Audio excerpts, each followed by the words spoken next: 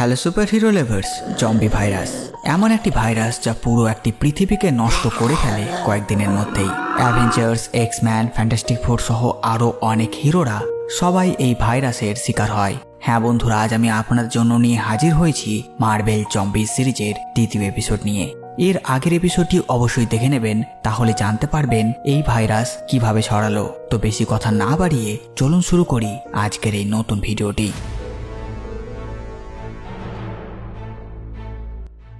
আগের এপিসোডে আপনারা দেখেছিলেন এই ভাইরাস গোটা পৃথিবীতে ছড়িয়ে যায়। নিক ফিউরি বেঁচে যাওয়া হিরোদের একত্র করে আর তাদের এর কিওরের ব্যাপারে কাজ করতে বলে। টনি বুঝে যায় এর কিওর বের করে নিলেও কিছু ঠিক হবে না, তাই সে একটি ডিভাইস বানায় যাতে এই ইউনিভার্স ছেড়ে সেও বাকিরা অন্য ইউনিভার্সে যেতে পারে। কিন্তু এদিকে জম্বি ফ্যান্টাস্টিক ফোরেরা টনির ওপর আক্রমণ করে আর তার ডিভাইসটির সাহায্যে অন্য ইউনিভার্সে গিয়ে এই ভাইরাস ছড়াতে চায়। থর সেই ডিভাইসটি ভেঙে ফেলে, তারপর বাকিদের জম্বি বানিয়ে রিড বলে আমরা এই ডিভাইসটি ঠিক করব আর তারপর মাল্টিভার্সে ছড়িয়ে দেব এই ভাইরাস। এরপর আমরা দেখি আর্থ 1610 মানে দ্য আল্টিমেট আর্থ। এটা সেই ইউনিভার্স যেটা আগামীতে গিয়ে আর্থ 616 এর সাথে ধাক্কা খেয়ে ধ্বংস হয়ে যাবে, যার ব্যাপারে আমরা সিক্রেট ওয়ার্স কমিক্সে জেনেছিলাম। আর এই ইউনিভার্সের মিস্টার ফ্যান্টাস্টিক মানে রিড রিচার্ড আগামীতে মেকার হবে। তো এই ইউনিভার্সে দেখা যায় 150 মিলিয়ন বছর আগেকার দৃশ্য। দ্য থিং একটি ডাইনোসরের সাথে লড়াই করছে আর রিডকে কিছুক্ষণ অপেক্ষা করতে বলে। যেহেতু সময়টা 150 মিলিয়ন বছর আগেকার, তাই এই যুগে এখন ডাইনোসরের বাস।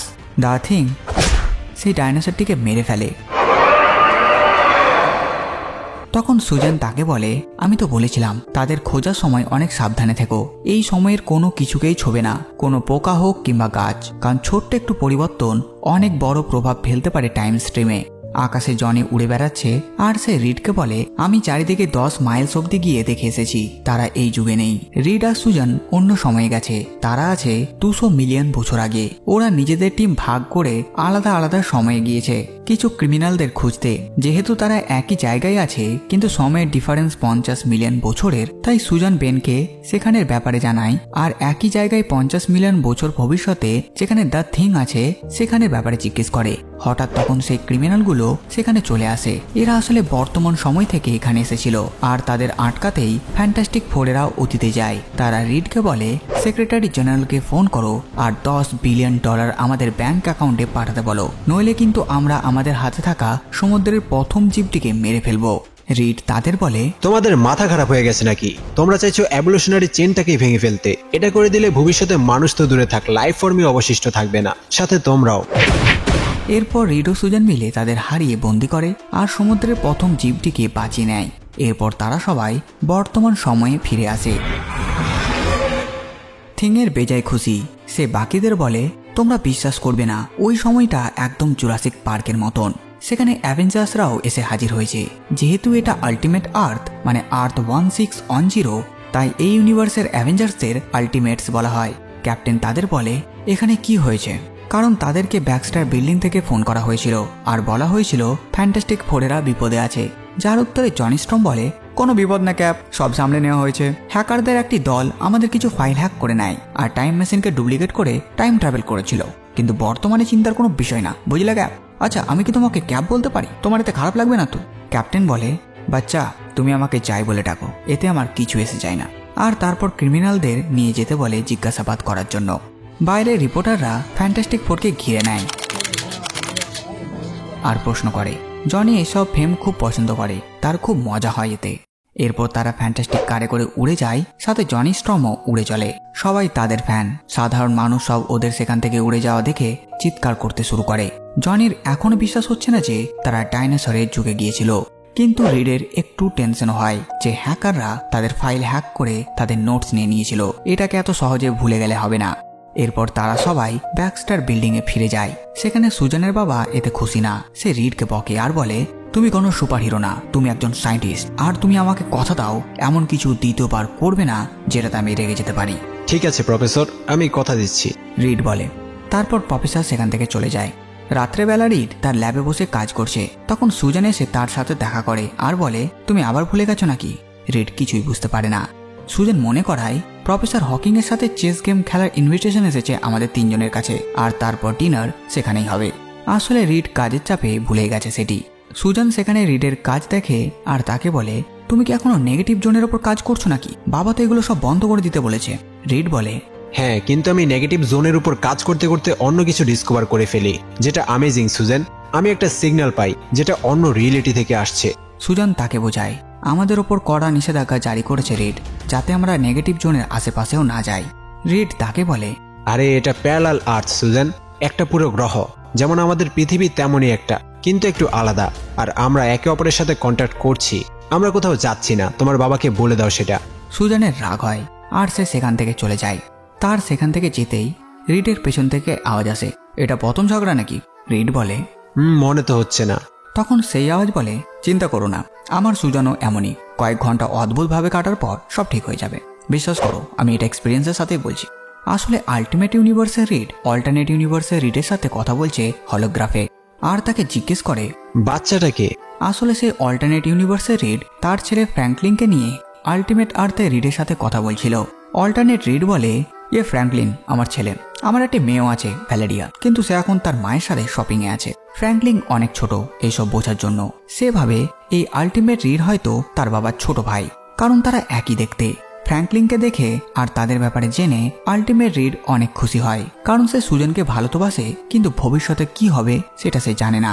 কিন্তু অল্টারনেট রিডের ব্যাপারে জানার পর তাদের জীবনটা তার কাছে অফিসিয়াল কনফার্মেশনের থেকে কম কিছু না।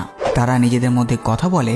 আলটিমেট রিড তাদের তথ্য সেই অল্টারনেট রিডকে দেয়, যা দেখে সে বলে, আমি তোমার পাঠানো সব তথ্য পড়েছি। তোমাদের পৃথিবী আর আমাদের পৃথিবী একই হলেও অনেক কিছু কিন্তু একটু আলাদা। যেমন যাদেরকে আমরা অ্যাভেঞ্জার্স বলি, তোমরা তাদেরকে বলো দ্য আল্টিমেটস। তোমাদের ব্যাকস্টার বিল্ডিং অনেকটাই আলাদা দেখতে আমাদের থেকে। এমনকি তোমাদের পৃথিবীতে 100 জন সুপার হিউম্যান আছে, যেখানে আমাদের ইউনিভার্সে কয়েক হাজার। এমনকি অল্টারনেট ইউনিভার্সের ফ্যান্টাস্টিক ফোরের সমস্ত খরচা তারা নিজেরাই বহন করে, কিন্তু আলটিমেট ইউনিভার্সের ফ্যান্টাস্টিক ফোরেরা সরকার ও আরও 500টি কোম্পানির থেকে ফান্ড নিয়ে কাজ করে। এইরকমই বিভিন্ন ব্যাপারে তারা একে অপরের সাথে কথা বলে। এখানে অল্টারনেট ইউনিভার্সের রিড আলটিমেট রিডকে বলেছে তারা মাল্টিভার্সের সমস্ত রিডদের একত্র করছে একটি কাউন্সিল বানাবার জন্য, মানে কাউন্সিল অফ রিড। আর তাই সে আলটিমেট রিডকে একটি ব্লু প্রিন্ট দিয়েছিল আর সেটি বানাতে বলেছিল, যেটা আসলে একটি টেলিপোর্টাল ডিভাইস। আলটিমেট রিড সেটা বানিয়ে ফেলে। অল্টারনেট রিড তাকে সেটি ব্যবহার করে তাদের ইউনিভার্সের ব্যাকস্টার বিল্ডিং আসতে বলে। পর মুহূর্তেই আলটিমেট রিড টেলিপোর্ট হয়ে যায় তার নিজের ইউনিভার্স থেকে আর পৌঁছে যায় এই অল্টারনেট ইউনিভার্সে, যেখানে রিড তাকে হলোগ্রামের সাহায্যে এইসব কিছু করতে বলেছিল। এই ইউনিভার্সে আসার পর আলটিমেট রিড অবাক, কি হয়েছে এখানে, আর সে রিডকে ডাকে, রিড, কিন্তু কোনো উত্তর পায় না সে। পুরো ব্যাকস্টার বিল্ডিং এ আলোর চিহ্ন মাত্র নেই, ইলেকট্রিসিটি যেন নেই এখানে। এরপর সে সিঁড়ি দিয়ে নেমে আসে ব্যাকস্টার বিল্ডিং থেকে।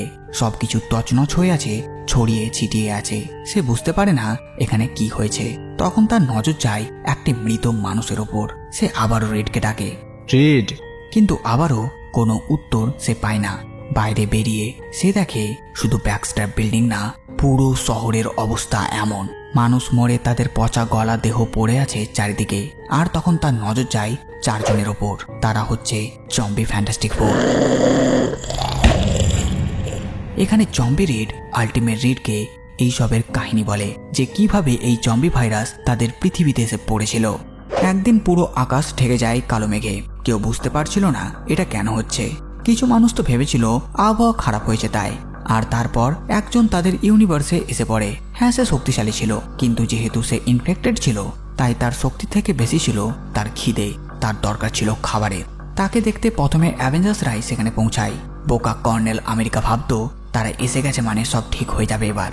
তারা জানতোই না এই ইনফেকশন এবার এই ডাইমেনশনের হিরোদের টার্গেট করবে, যেমনটা সে এর আগে কয়েক হাজার রিয়ালিটিকে টার্গেট করেছিল। হিরোরা কি দেখে? তারা দেখে সেন্ট্রিকে, কিন্তু সে সাধারণ ছিল না, ইনফেক্টেড সেন্ট্রি। আর সে প্রথমে অ্যাভেঞ্জার্সকেই ইনফেক্টেড করে ফেলে। আর তারপর মাত্র 24 ঘন্টাতে এই ভাইরাস পুরো পৃথিবীতে ছড়িয়ে পড়ে। এক ইনফেক্টেড ইউনিভার্সের একটি মাত্র ইনফেক্টেড সুপারহিরোই যথেষ্ট ছিল পুরো পৃথিবীকে শেষ করে দেওয়ার জন্য। এইসব শুনে আলটিমেট রিড বলে, তাহলে তুমি আমাকে ডেকেছো কেন?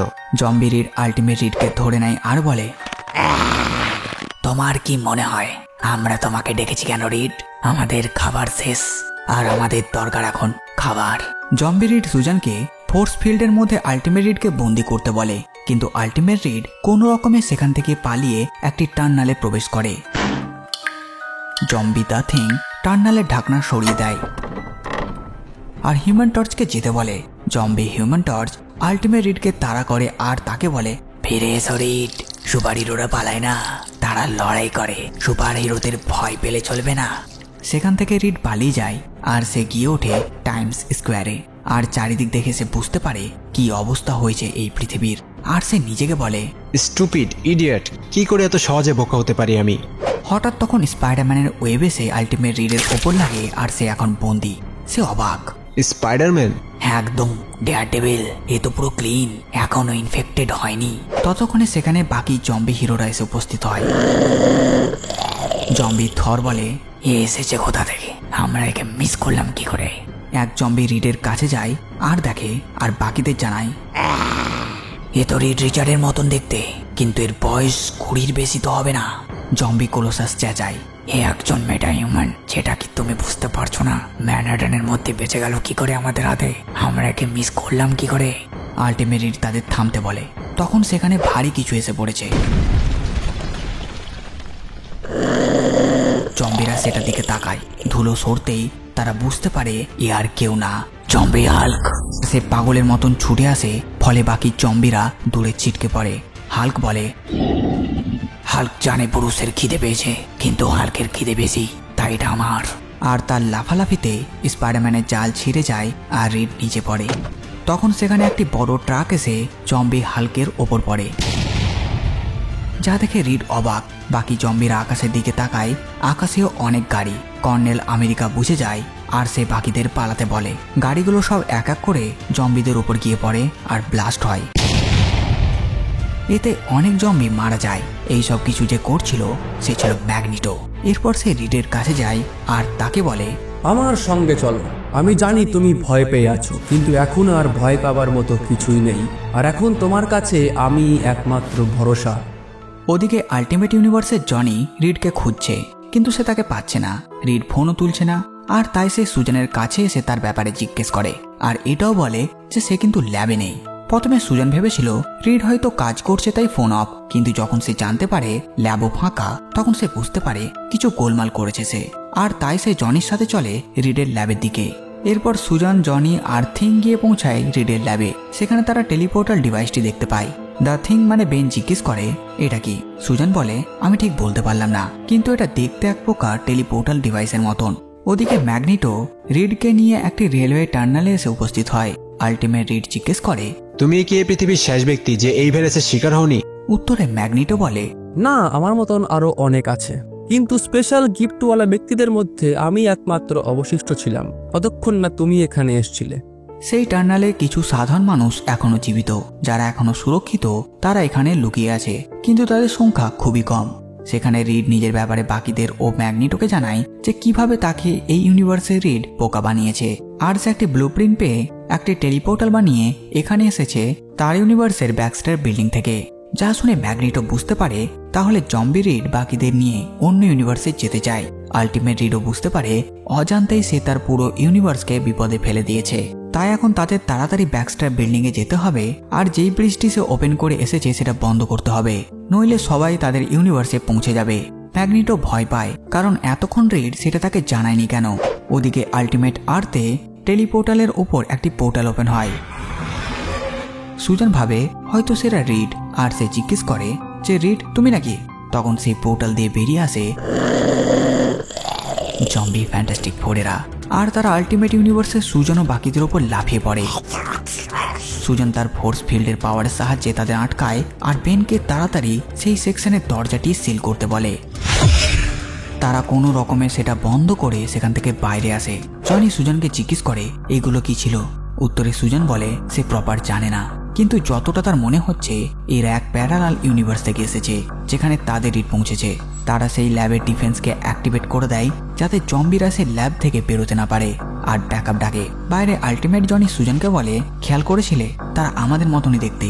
উত্তরে সুজান বলে হ্যাঁ, শুধু তাদের বয়স আমাদের থেকে বেশি, আর তাদের গায়ের চামড়া একটু আলাদা, যেন মনে হচ্ছে। তার কথা শেষ হবার আগেই দ্য থিং তাদের সেটা দেখতে বলে। তারা দেখে জম্বি রিড সেই দরজা দিয়ে বেরিয়ে আসছে। সুজন অবাক, এটা কি করে সম্ভব? এই দরজা তো এয়ারটাইট, গ্যাসও বেরোতে পারে না এখান থেকে। জম্বি রিড বেরিয়ে এসে দ্য থিংকে ধরে নেয়। এদিকে জনি স্ট্রম আগুন দিয়ে তাকে পোড়াতে শুরু করে, আর সুজানও ফোর্স ফিল্ড দিয়ে তাকে আটকায়। কিছুক্ষণের মধ্যেই তারা জম্বি রিডকে পুড়িয়ে তার ব্রেন ড্যামেজ করে ফেলে, ফলে সে আর কিছুই করতে পারে না। তাদের সবকিছু সামলে নেবার পর সেখানে ব্যাকআপ টিম এসে উপস্থিত হয়। ওদিকে সেই জম্বি আর্থের ম্যানহাটনে আল্টিমেট রিড বাইরে যায়, আর উলভারিন সে আশেপাশেই ছিল, ফলে সে তার গন্ধ পেয়ে যায়।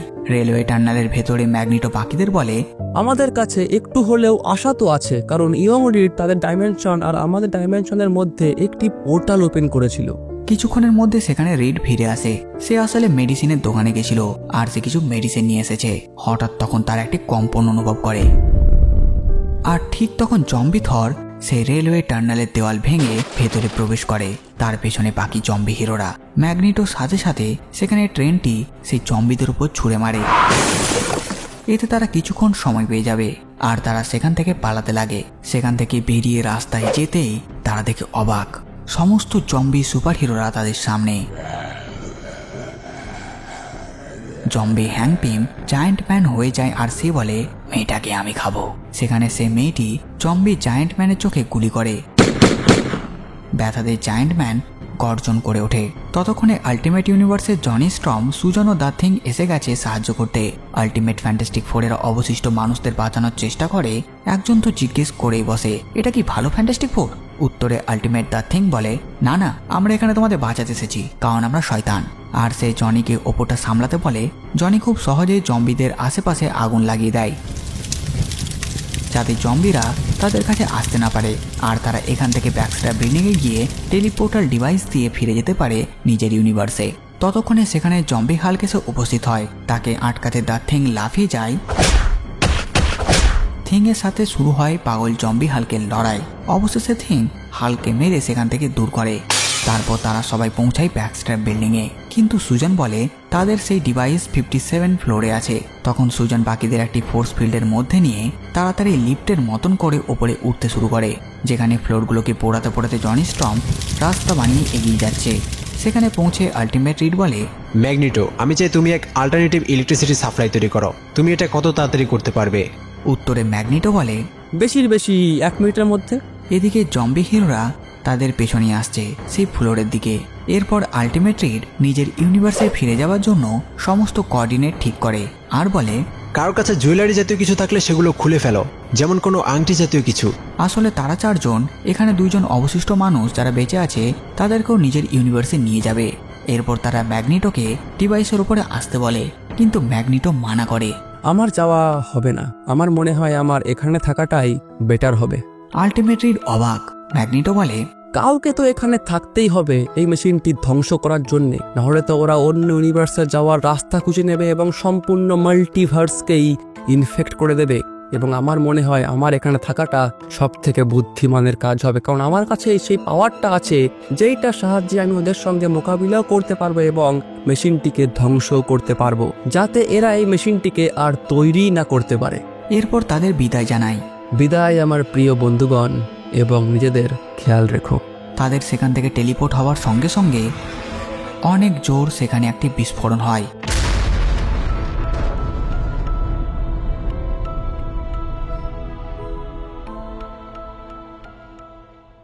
তো বাস বন্ধুরা, এই ছিল মার্বেল জম্বিজের 2য় এপিসোড। আমি খুব তাড়াতাড়ি 3য় এপিসোড নিয়ে হাজির হব। তো বাস বন্ধুরা, এই ভিডিও দেওয়া এতটুকুই। আপনারা কমেন্ট করে জানান ভিডিও আপনাদের কেমন লাগলো। সাথে সাথে আমার এই কাজ যেটা আপনাদের ভালো লাগে, ভিডিওটিকে লাইক আর চ্যানেলকে সাবস্ক্রাইব করে দেবেন। তো আমি আসতে পারি নতুন ভিডিও নিয়ে। আমি প্রিন্স সালমান, আর আপনারা দেখছিলেন বাংলা কমিক্স।